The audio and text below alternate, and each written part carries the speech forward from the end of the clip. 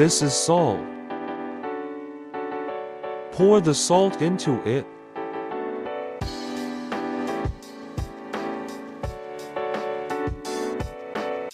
This is water. Put the water in. That's what it looks like inside. Seal the opening.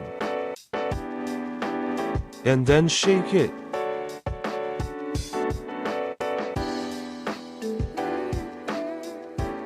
Open this black input hole.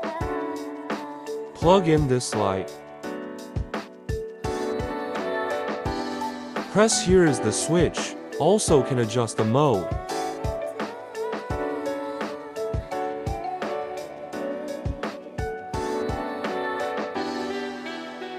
Alright, let's create some atmosphere.